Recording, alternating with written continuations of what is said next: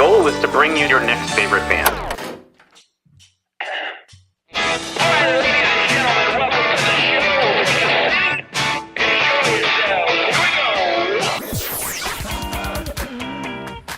Thanks for having us. This is a very cool show. Yeah, so through many iterations, and we finally landed on the weirdest one by far. Yeah, simple of feelings, and boom, you got a song. I remember this one time. I'd been writing some songs, and I went out. I'm just going right in on this story. I went out, and so I was. The story's longer than the song itself. We'll go ahead and play it. And listen, it's going to be everybody's favorite band.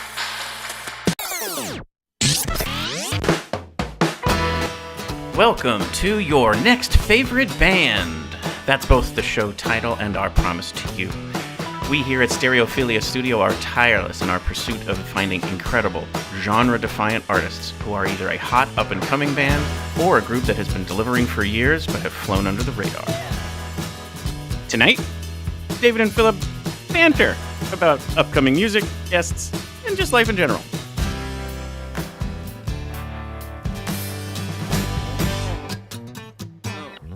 Each month, we will bring you live streams, audio podcasts, and perhaps even a live concert where you can listen to the stories and hear the music of artists personally curated by us based on what we feel will be worthy of your time. Be sure to subscribe and tune in to each episode because the possibilities are endless and you never know who will be your next favorite band. Hello, everyone. I am your host, Phillip Reese. Hello, I am David Moore, your co-host. And this is your next favorite band. That's coming along really nicely. Yeah, we've almost got it figured out. Almost. I'm not sure. I don't really relish the idea of referring to myself in third person, but I went with it, and hopefully that came across okay. It sounded fine to me. Nice. Or it sounded fine to David would be the better answer to that. That would have nailed it. Yeah, sorry about that. Let's go fix that in post. All right, yes. That'll be a weird edit, but we'll go with... Just leave the reference to the edit in there. Yes.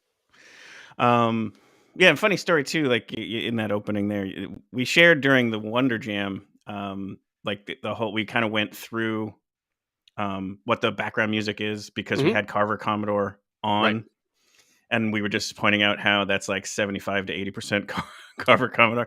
It's like two of their songs, and then an Argonaut and Wasp song in the middle.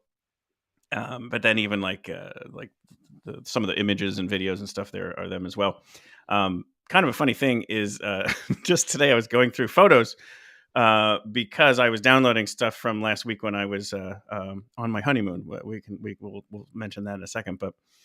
So in the section that, you know how you can pull up in the Photos app faces? And so it'll show you like very common faces. So it's like obviously my kids, my partner and stuff. And they're actually, oh no, there's about 20 of them. One of them is Peyton from Carver Commodore.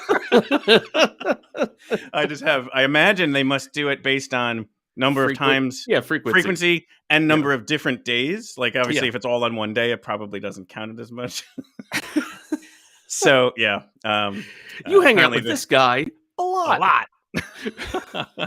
So yeah, there's that. I'm guessing it'll probably happen more and more over time with other bands that are also in the high favorites. But yes, and so my apologies to everyone, including David. Today was to be the day we were going to like do a kind of review of best moments of 2022. But didn't have enough free time because I went and got married and then went on a honeymoon. Busy, I guess, with one of those things people would refer to traditionally as a life event. A life event, yes. So got married and then went to Arizona on the honeymoon, and that was beautiful. And I was sharing with some people right before the show that it snowed in the desert, 3 inches of snow one overnight, and woke up. And once we got over the fact that it had snowed on our honeymoon, it was gorgeous. Let me tell you what. Oh, I'm sure it was. The desert with snow was awesome. So we were in Sedona, and it was beautiful. Hard to have a bad time in a place like that. And Truly. So we made the most of it. And, you know, stuff was still open. Restaurants were still open. Yeah, and it was gorgeous. Great backdrop and that kind of stuff. But But yeah, so that did take up a lot of my time and brain power. All of is I the think correct that- answer to that. Yeah, well, truly, what happened? There was even moments where I just couldn't handle another thought. Like I was just like staring at the wall. I was like, Yeah, I'm trying to coordinate all of these things. yeah. And people contacting you with just a real quick, and those Yeah. are the 80-second person that's done that that day. Or I have to make sure that everything's in line, people are showing up on time or so on. Yeah. So brain power was at a minimum, but I will say again, the relaxing time off helped me hit the reset button, and I'm back and ready to get after it again. And also speaking of favorites, we were honored to be able to have 2 people who have been interviewed before perform at the wedding. We had Chelsea Mitchell from Dirty Dollhouse. She sang during the ceremony, so thank you to Chelsea. And then Blair Crimmins and the Hookers were the reception band. So they were they all made it so perfect. Like it was exactly what I had hoped it would be.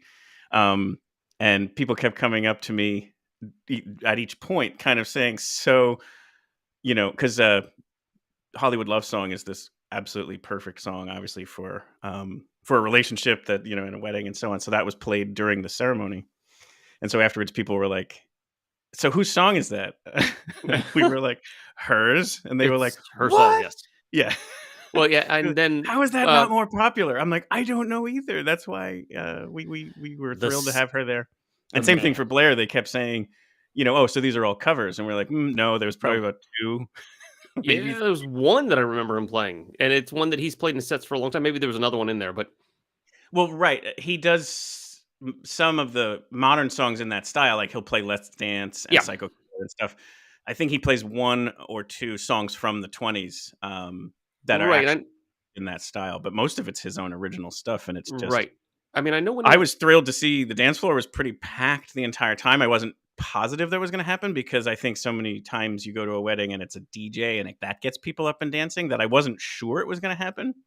But right from song 1, the dance floor had people out there jiving and shaking and having a great time. I thought it was great. I mean, it is you defied expectations, if you will. Listen, I don't share anything other than to just share gratitude to Blair and to Chelsea for traveling all that way and agreeing to do it, because I know it's not something that every musician really is looking to do, is not necessarily weddings. Sure. But they decided to say yes, and I so sincerely appreciate that. I actually had the school that we hosted it at the community music school in Allentown, and owe them a huge thanks as well. If anybody has an event that they're hosting for, I don't know, 85-ish people or less, this is a great venue to consider. It's got a nice vibe from like the 1930s, we'll say. It was very nice.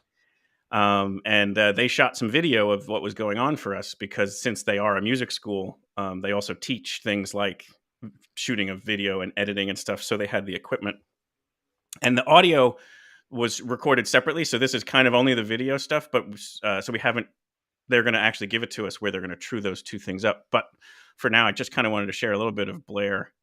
This is actually during the cocktail party. He was nice enough to play as a trio for cocktails, and then during the reception as well. So this I just thought was kind of cool.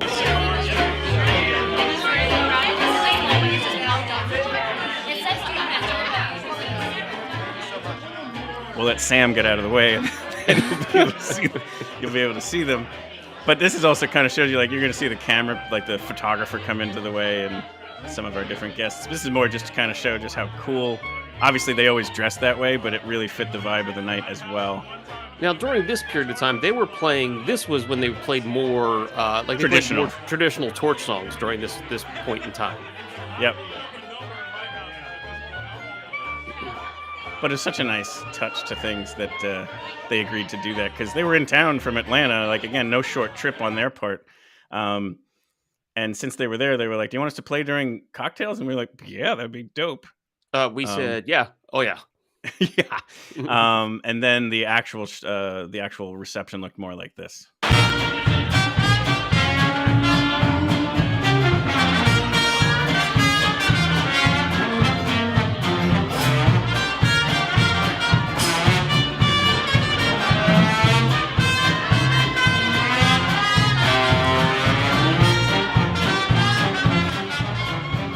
my mom in the crazy red hat right there, taking selfies with people. And she had an amazing time. I wish we could have gotten her on the dance floor in the video because she was cutting rugs all night. It's true. She was burning it up. So I picked this one too because this is obviously our closing music that we use. It's a song Blair wrote when he was getting married called It's All Over Now. We don't play any of the lyrics to it because obviously we're using it somewhat at the end of the show to kind of say, hey, the show's over. But if you get a chance, check out the lyrics. It's pretty awesome about, again, the things you're giving up. It's in jest, but it's a very, very clever song. When this was playing, a friend of yours came over to me and he goes, why do I know this song? And I'm like, it's the credit music from the show, the closing credits. And he was like, that's it. And like, yeah. And so again, since we're going to have a better recording of the audio, I asked Blair, I was like, hey, would you mind if we switch to using this version in our closing? And he said, sounds good to me. So we're going to still use It's All Over Now as the close, but we're actually going to use the live version from that recording right there once I get the audio. For correct. Yeah, I mean, they're almost at this point in time. This with using the close with that clip. I mean, we've had some sort of reference or mention of them. What now in 3 shows? Mm-hmm. So they're almost your next favorite band, house band at this point in time. I guess they're the only one I've ever hired, other than I guess Chelsea also. So I guess when we transition this whole thing into late night programming format, correct. Yeah, we'll hire them to be the house band. Let's see, 10, 15 years ago, I hired Gray Eye Glances once. Oh, well, we have not had them on the show yet. We have been in touch with them, but since they're no longer a band, it's not always something that they respond to, and I don't blame them, obviously. But they were somewhat interested, and they've played back when they were a band at Godfrey Daniels. And so when we mentioned even maybe having them perform, and they even saw that we're doing things at Godfrey's, that was another reason why they were like, hey, this is a cool thing we maybe want to be a part of. And a little bit of Ramona nostalgia remembered them. Yeah. Absolutely. Ramona remembered them and said, why would they be interested in maybe doing a reunion show? And that's where, we kind of left it. We haven't yet kind of heard anything on that, but who knows? That would be really cool. That was a great band. Sad that they did not stay together or make it bigger than they ever were. But I guess that's kind of what the show is about, is trying to highlight bands of that nature that are so talented and just for whatever reason didn't have the luck or yet the it's break. A combination of luck and timing and a little bit of glad handing that happens with major labels that they can do back in the day of radio, and now placement on things like some of the music streaming services, premiere playlists. That's how it's the same sort of methods that happened with radio stations getting payola to feature something. Exactly. And it's a shame. You wish it was more about the talent, but I suppose that'd be something that you can't avoid ever in any industry. Well, yeah, fair enough. Before we get to some of the specifically music related stuff, I just wanted to mention one other thing, and I don't even know what it would mean or what have you, but locally here, Lehigh Valley has a publication called Lehigh Valley Style, and they do around this time they collect just free form best of stuff, and then there's a later version of it where you can actually vote on the top 4 or 5 vote getters or whatever. But right now they're just collecting like best hamburger, best clothing store, all the different things in the Lehigh Valley. Best and one of them is best repair service. I'm only aware of one, so I'm sure they win every year. Yeah, well, hey, it's all about that. Correct. So we're not Lehigh Valley centric. I mean, I guess because of where we get our kind of access to bands, it's a little bit more Music Fest Bethlehem, but also Philly and New York City. So I don't necessarily want to have it regionalized from that regard. So if there's some other podcast out there that a list, I should say, that you'd be willing to vote for us, that's kind of what I was just mentioning. But in particular, for those who are local, we'd appreciate it if you maybe would write us in for that and just see if we could make the list, if you will. And listen, we're early on, so if you like a different one more, then totally get that. But hopefully we earn some votes over time. That would be wonderful. I think it would be fun. Yeah, it would. I mean, if we make it even to the top choice list, we can just run with that. Yeah, it was an honor to be nominated. It was an honor. as we can do our slow clap where we look appreciative, but deep down inside, we're like, when can we go to the cocktail bar? Correct. Yeah. So yeah, we'll see. And again, I just mentioned that. What I also do is like they came on the show during Music Fest actually when we were doing the live streams, and it was right after they announced I think their best of gala is in July every year.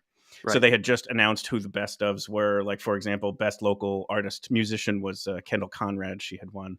And so I just think it's a nice thing that they do. So for the Lehigh Valley, it's this very cool list of, you can refer to it if you're saying, hey, I've never been to that restaurant. We should probably go to it if it's getting that many votes.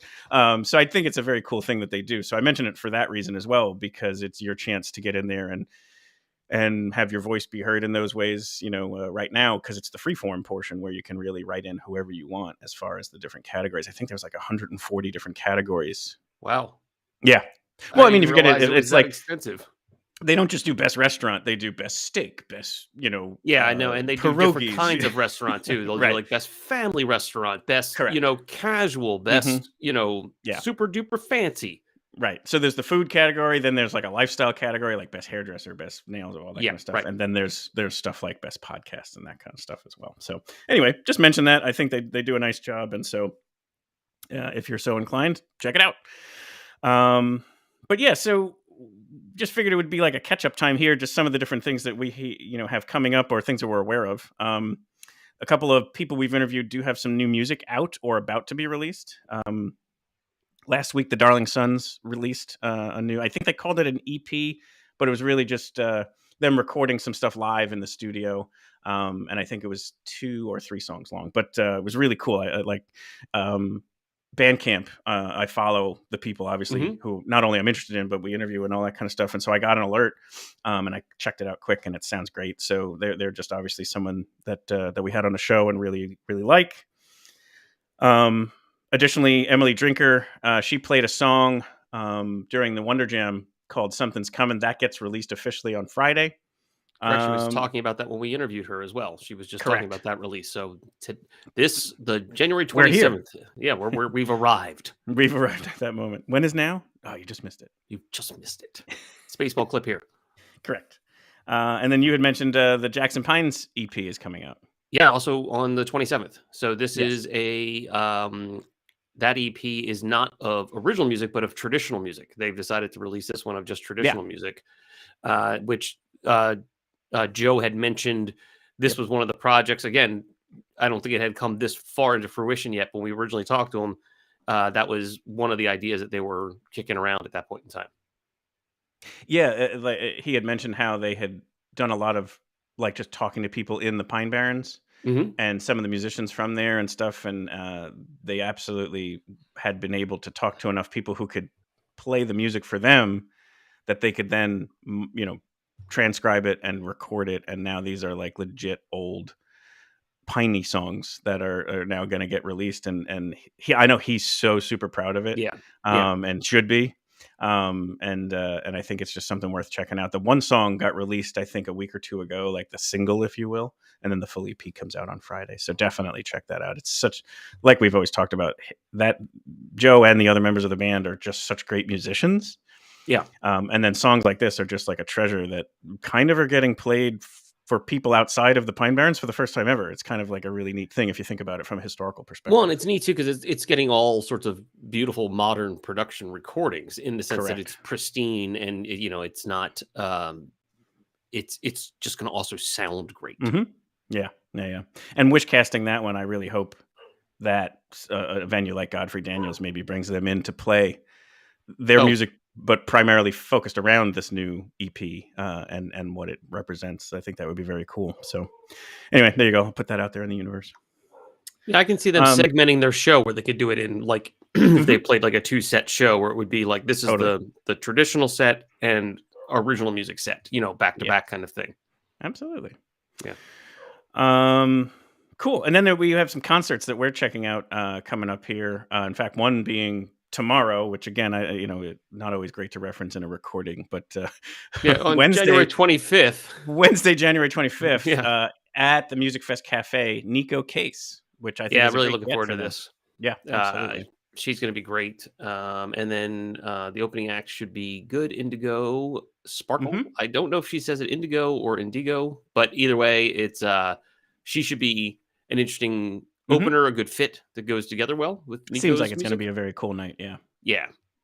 And Wednesday nights, we would be referring to it as a Bad Life Choice night if it wasn't in Bethlehem. But since it's in Yeah, Bethlehem, we can just it's. stroll down the road. Basically, that's what I I mean, love if the about it. weather was really nice, we could, in theory, walk if we felt so Walk it, inclined. yes, absolutely. Next month, the 5th of February is a Sunday night. Sean Kelly of the Samples playing down in Philly at the City Winery. Right. The following is it him weekend, solo or is it with the band as well? he has a band, but it's not the original Samples. So Yeah, he usually right. refers to the shows as Sean Kelly of the Samples Gotcha. because he's playing that music, but not with anyone band but himself from the original. I did see, though, over the last year at different cities, certain people from the original band, like I think Andy was the bass player, Jeep was the drummer. They actually came and performed with him maybe when they were a local. Right. That they actually came on, and I don't know if they played the whole night or certain songs or whatever, but I did see a couple times when it was like either 2 or even 3 of the original members performing, which I think is kind of cool too. That's cool. Yeah. He's a good follow on social media. They do a good job of, kind of sharing clips from his shows and where they're going to be and all that kind of stuff. He seems like he's one of those like perpetually touring guys, and it's very cool. Yes, that seems to be his sort of operating model at this point in time. For sure. The weekend after that, February 11th, Marielle Kraft. She's going to be at Milk Boy in Philly. Is it Milk Boy? It's open again. It is open again. They must have finished their construction because they're not like it still says Milk Boy for her show. I checked it today. Awesome. Which is nice. Obviously, you don't want to lose a whole venue if you can avoid it. So right. So definitely looking forward to that one. The other two for me, I don't have as a definite, but are kind of like I kind of hope to do them. On the 18th of February, Zoe Keating is playing in Jersey. Where? I just think she's amazing. Yeah, that's I really want to see if I can make that one happen. I think it's some like Mawa Performing Arts Center. Like it's not a traditional venue that I've ever seen before. Huh.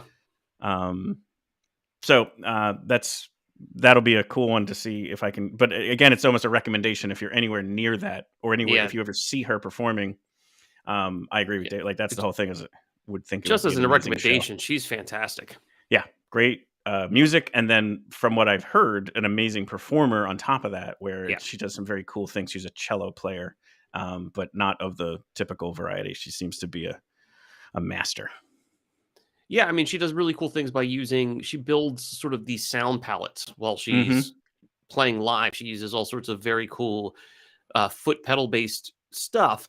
And she creates all of these sort of sonic textures that she builds up and breaks down. And and on top of it, her musicality is top notch. She's not only just her own music, but she's performed with orchestras and soundtrack recordings for things like this. Yeah. So that one could happen possibly. And then in March, I had down on the 17th, Yola Tango. I don't remember exactly where, but it was Philly. Like you want to say I would love to see a set that would just be like surely shocking that they would like all of a sudden bust out like bagpipes and like the drums and everything.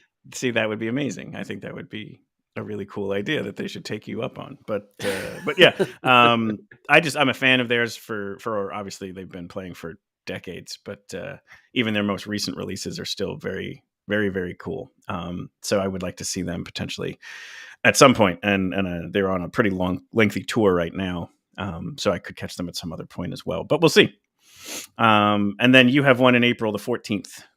Right, April 14th down in Philly at the Brooklyn Bowl, which of course adds another layer of confusion because it's not in Philadelphia, Brooklyn, but it is a bowling alley. Is the band Ripe? So they have a new album coming out in March. So this is the tour supporting that. So that should be a super energetic, super fun show. I've never been to the venue. So that'll be a double win for me. So band I really dig, along with a new venue to check out. Yeah, I think that's terrific. And then we have a new page on the website that you've created where we're actually going to list these shows. the the concept here is that obviously it's somewhat of a recommendation that again, if it's your next favorite band, then these are the ones that it's like whether we've interviewed them or not, these are shows that are going to be happening. We try to list them if they're anywhere kind of in the Northeast, because we don't want it to be so uh, southeastern Pennsylvania centric. But at the same point, we're not listing stuff that are necessarily like in the West either. But if these particular Right. artists make their way to anywhere where you are, we would obviously highly recommend it. And so we'll try to list it also and specifically indicate if we'll be there because we'd love to hear it from you all. Like, hey, I'm going to. Let's Right. connect and say hi. And other times, obviously, it might be just a recommendation that we just can't quite get to, but we still would say if you have this the is a chance, band that we really like or a band that we've had on the show and they're go playing. see them. Yeah. Go see them. Yeah. Yeah. And then more to follow. Like we're constantly keeping our eyes out there on who's touring. There's a lot of, I'll say this one, like Arcadian Wild is coming back around. They're going to play in Kennett Square sometime in February, I believe. I won't be able to make it to that one, but again, Are they playing at Longwood Gardens or are they playing No, at a that's different place? some weird venue down that way. It's a real small. It's almost like a Godfrey Daniels type place, from what I could tell. Huh. So, kind of an interesting development there. But there's bands like that as well as like so you should go see them. Like Right. some of these people are just absolutely will blow you away. And so whether you have an understanding of who they are, checked out the interview, or you're just simply saying, "Hey, I have an interest in just finding new artists, and I'm gonna take a flyer on what David and Phil have said," that would be cool. It would always be great as far as we're concerned. Correct. Yeah, we're like 100% correct every time. We never miss. Yeah, you can trust us. I mean, the other thing too is getting out, especially this time of year. We're gonna have announcements pretty soon about things coming up in summer type tours and For stuff sure. like that. Yep. Some of the bigger ones have been already announced, but Mhm. for the smaller ones, we'll start announcing relatively soon. But this is a great time of year to be able to get out and do these things because it's not a big time for a lot of obviously major acts aren't touring as often right now because they wait for the summer. So this is a great time to be able to take advantage of these kind of shows that are happening. Yep. You can get to see bands in venues that will be a little more intimate and really just enjoy the show. Yeah, and you issued that challenge to people earlier in like this month, where go see a venue that you've never seen a show in before. Well, that was part of other than Ripe wanting to see them, is that was an additional incentive for me because it was like, this place is relatively new and I want to go check it out. And so like, why not check 2 boxes at once? Correct. And again, let's not forget that not too long ago, these artists and these venues were very challenged to raise a living. And so while they're out right now, they probably have some catching up to do. And if there's anything we can do to kind of help support that, I guess that's something that we should try to look to do. If it's an artist that you respect and admire, no better way to support them than to buy a ticket to their live show and buy some merch while you're there from them. Yeah. I mean, they that's the best way to financially support them. You had mentioned Bandcamp earlier. If you're looking to purchase items, that's the bands get, the best, at least reimbursement from an online venue, online services from there.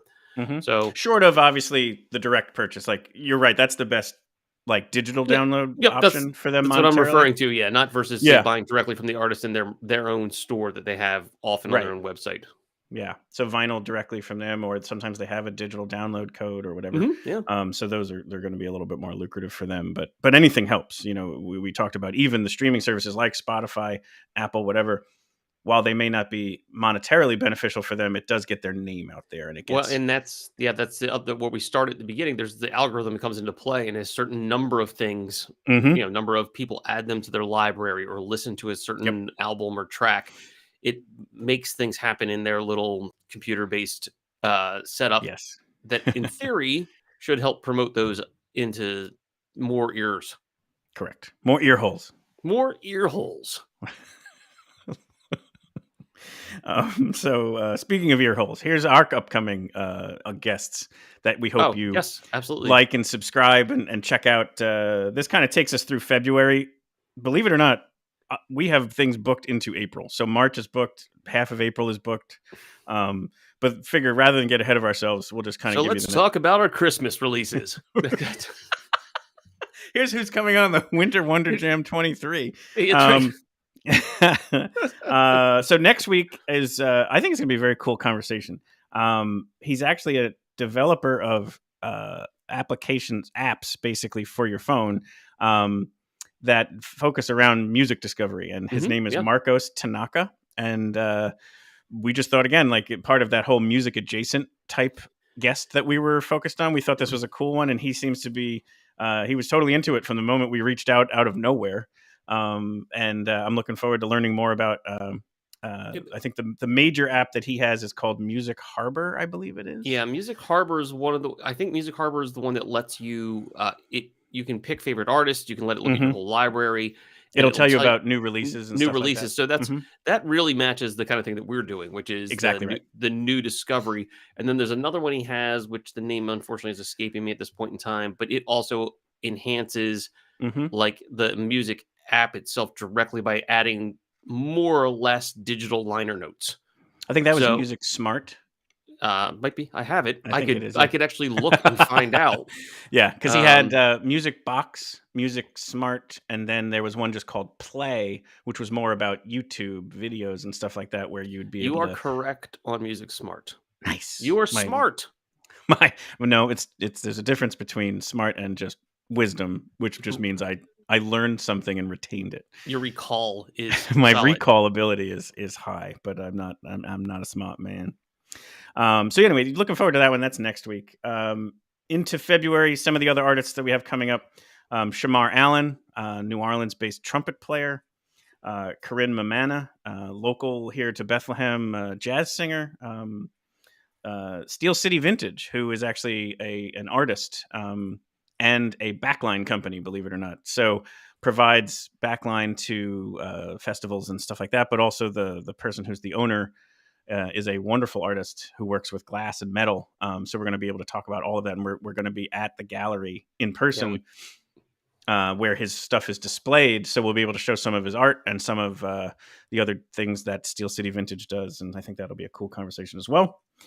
And then also heading into March, Fig for a Kiss, which is a band that is very St. Paddy's Day centric. I don't mean to limit them to that, but their sound is very into that vein. And so I think, again, just we'll be for able the to time share of year, it's the spot on, match as far as like, they do Celtic.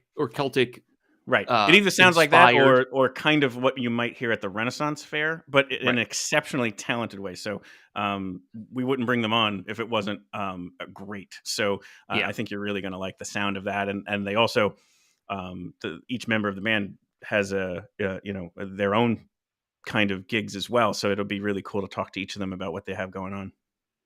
Yeah, I'm looking forward to it. It's going to be fun. Yeah. So lots of great guests there. And then, like I said, lots of other cool stuff.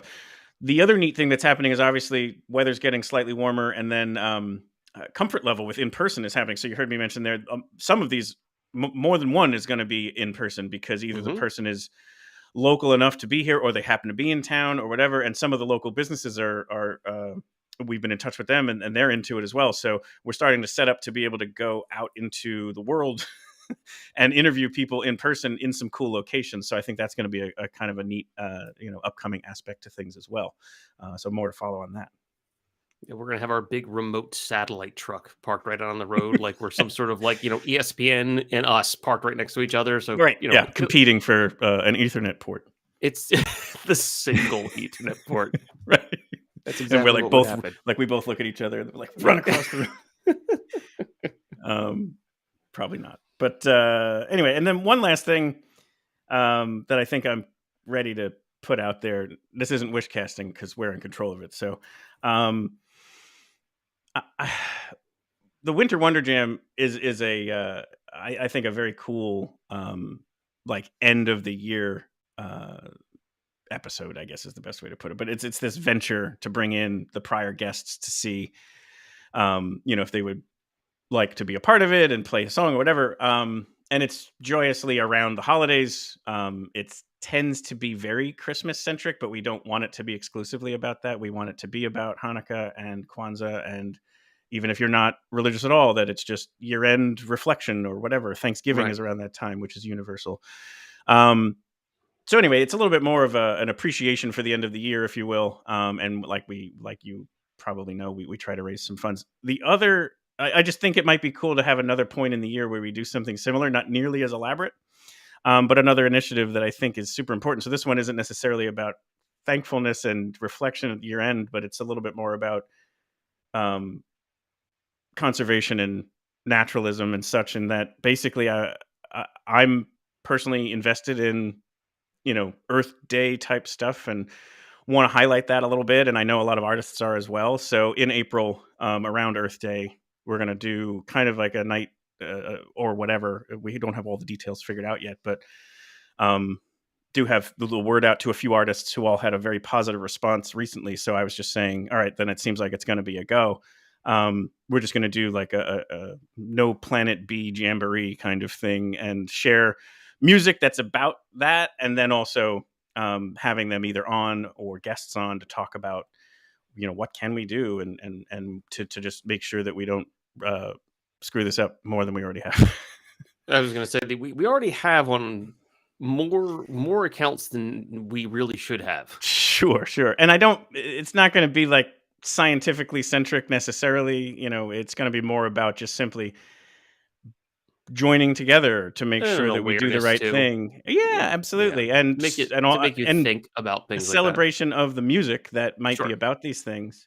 But if nothing else, it's going to be to recognize the responsibility we have to our future generations to make sure that we're not leaving them something that's, desolate and broken beyond repair. So I guess that's more what it's about, is a celebration of the power of joining together on something and making sure that we take care of the only planet we have. And if you happen to not be in agreement in that, just listen to the music. It's still going to be a great night. I'm super into it. I mean, excellent. And like I said, more to follow as we get more people committed to it. I don't think it's going to be quite as elaborate as like live performers, virtual performers. I think it's going to be mostly a recording of their music and then maybe them on as a guest or a recorded, 60-second piece or whatever. Yeah, I'm going to try and simplify. Yeah. But I do want to, again, honor and celebrate these people who have put out music that's about that stuff. And then also, see who else out there. Maybe someone's going to be inspired to write something. Who knows?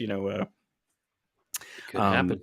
Yeah. And so if you happen to be a musician or an artist and you're listening and you want to be a part of it, reach out and let us know on the website or on the social media. You can send us a message and would be, happy to kind of hear what you have to offer and have you be a part of things. And if you have ideas on some, like if you happen to know a perfect song or a perfect artist, send it over. It doesn't have to be people who have been on the show previously. That's just kind of where we start. And we have such a nice building repository there that it's usually pretty full, once we start to, explore it. So, but anyway, that's a preview of something that was just kind of in my head for a little while there. And like I said, I kind of put it out there to a few people who we've had on who do have this as, in their repertoire, and they were all about it right when they heard it. So I was like, okay, time to make it a little bit more legit, and we'll say it right here. So yeah, we would have an episode April 25th. Like, we luck out this year that Earth Day is actually a Saturday, but that doesn't help us out for this show because we're a Tuesday show. So it would either be the 25th or the 18th. One of those two would be about this. And I'm not sure if maybe we would also just switch it and do it on a Sunday live, and then we could always play a recording on the Tuesday night or whatever. But, again, those some details of it comes together. Yeah, some of it comes together. That kind of stuff will sort of solidify. Yeah. But cool. Yeah. Any thoughts there, David? Anybody you could think of off the top of your head that would make some sense? Or I think there's one band immediately that comes to mind. As a matter of fact, there's a band out of Georgia called Circadian Rhythm. Nice. It's a duo. Though they do tour with more musicians. They have a song called "Do Not Destroy" that is specifically about environmental viewpoints. Awesome. Yeah, that sounds great. we'll definitely add them to the list. And like I said, if anybody else has any other ideas, let us know. We're ready. Operators are standing by. Standing by. Sorry, Tennessee. Remember that warning on the one? It was like Tennessee was restricted. I don't know why. It was unfortunate. I thought you were making a comment about them maybe already having environmental issues, but I would have picked a different state than that.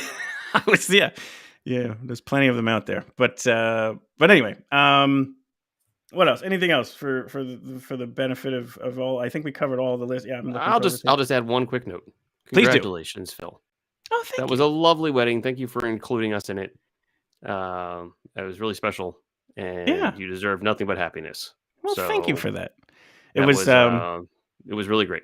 I will say that the day went as well, better than we had hoped, and I know a lot of people say that, but it truly was, as far as being surrounded by people who we cherish and love and wanted to celebrate with, and the weather cooperated, and it would just seem to be all of our dreams came true as far as what we wanted that day to be about. So thank you for that, David. That was easy. I'm happy to say when things that one. I mean, it was great. It was lovely, and from my point of view, as you were saying, I didn't see anything that didn't go as like it was on ice skates. It went so smoothly. Yeah, it was, which owes a lot to all the vendors were great. I did put out there a Facebook post that mentioned each one of them because they all deserved it. So I won't go through that iteration here, but if anybody is interested in all of that stuff, it's out there, or you could reach out. Happy to help connect you with any of the people we use. They were all terrific. So other than that. All right, Phil, let's say goodbye to everybody.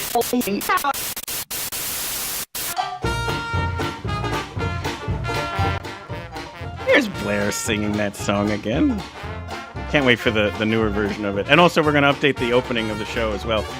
Music will stay the same, but the quotes will be updated again once I have enough time and brain power to get to it. But we hope you enjoyed this episode of Your Next Favorite Band. We'd like to thank us for being the banterers today, and we hope you got a lot out of the upcoming music and shows and guests that we have through February. And again, definitely excited and seeing what we can pull together for like an Earth Day kind of episode, concert kind of thing. But all the many links of the different things that we shared today, including the concerts we're going to see, are all going to be in the show notes. And really hope you guys maybe join us for one of them, as we always say at the close here. But as always, our hope is to bring you your next favorite band. And we have a lot of great guests coming up. So please like and subscribe. And one thing we always kind of ask for too is a nice 5-star review. Those definitely help out. And so if you could do that, that would be wonderful. And if you want to either sponsor the show, if you're a business, or if you are a musician and want to come on the show, again, definitely reach out about that. And if you have an idea on who our next favorite band would be, let's know that as well. Hope we can see a live show soon. 'Cause I'm loving now.